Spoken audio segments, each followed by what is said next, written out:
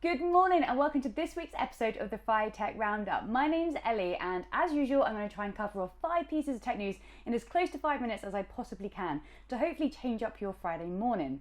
So without further ado, let's get started. Number 1, Microsoft's underwater data center resurfaces after 2 years in what has been described as a wild experiment, or by its more official name, Project Natick. Now, the data center was retrieved from the ocean floor and has since been put under the microscope to study and analyze its performance, as well as what we can learn from it regarding energy efficiency. Over the past 2 years, just 8 out of its 855 servers experienced failure, which equates to just 1/8 of the usual failure rates we find and discover on land. Now, the success of this undersea project is contributed to the lack of human interaction, as well as the use of nitrogen instead of oxygen within the capsule. The question left to be asked is, will this experiment encourage other data centers to be sent to Davy Jones' locker? Maybe. You can discover more using the link below. Number 2, did you know that nearly 40% of IT teams use more than 10 monitoring tools, with many more using more than 20 tools for their IT operations management and Devops? Now, if you fall within this top 40%, it might be tempting to feel that they are all doing a critical job, but the truth is that it's much more likely they are just wasting valuable time and money in maintenance. There is also the problem of integrating legacy and or disconnected tools that aren't worth the effort, as well as too many tools contributing needlessly to data noise rather than focusing on the data sets which are most critical to maintaining healthy service levels for your enterprise. Now, luckily for you, Michael Del Castillo from Cloud Computing has pulled together the 5 key battles you need to win before you simplify and accelerate a tool's rationalisation and consolidation exercise. You can discover more using the second link in the comments below.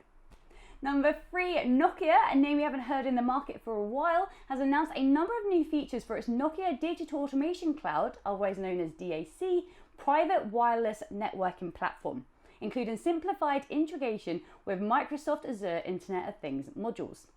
Described as click and deploy, Nokia's new approach to software installation means that Microsoft Azure IoT Edge modules, such as Modbus, can now be deployed on the Nokia DAC Edge server.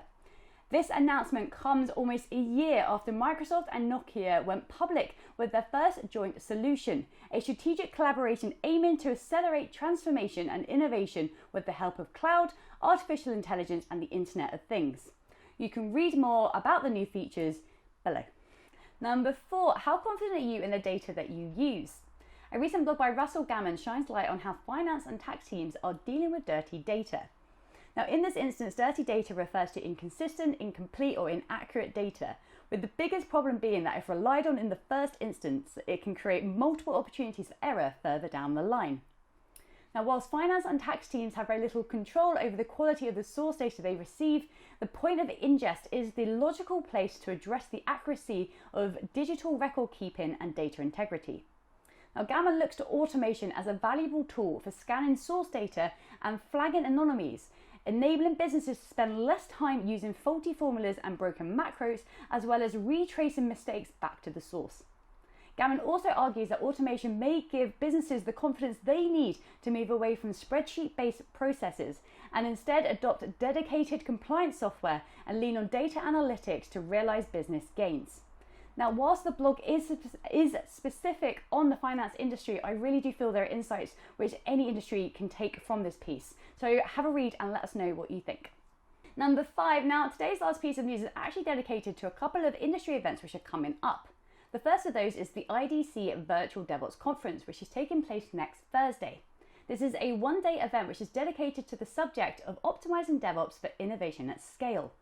Our very own Charlie Whaley and Sandeep Najjar will be talking on the day, discussing how you can use disruption as a means of driving meaningful change and securing continuous success for your enterprise. As well as our own talk, we will be joined by Jen Thompson, Senior Research Director at IDC, as well as Stephen Bromhall, who is the CIO of East of England Ambulance Service NHS Trust, as well as many, many more. There's still time to register, so be sure to find the link in the comments and save your spot. Next up is today's Ask Me Anything session, where you can ask our resident AI experts anything and everything around machine learning and artificial intelligence. including Babak and CTO Philip Smith. These guys are not shy to the subject, so this really is your opportunity to jump over at 12 p.m. today on YouTube and spend 45 minutes either listening or asking your own questions. Last but certainly not least is the Devops World, hosted by Cloudbeast. This again is a virtual event and will be running Tuesday to Thursday next week. Registration is live and free, enabling attendees to learn, explore, network, and transform the future of software delivery. We've dropped a link to all of those events in the comments, so find the one that you like the sound of and go sign up for those. And that is it. That is all the news I have for you this week. Thank you so much for taking time out of your busy mornings to join me for another episode of the Friday Tech Roundup. Now, before you go and bury yourself back in work, why don't you let me know what changes you've seen in the industry this week? You never know, the suggestion you make may end up on a future Friday Tech Roundup. Wouldn't that be cool? Otherwise, I hope you enjoy the rest of your day. Have a phenomenal weekend, and I look forward to giving you more news next Friday. Take care.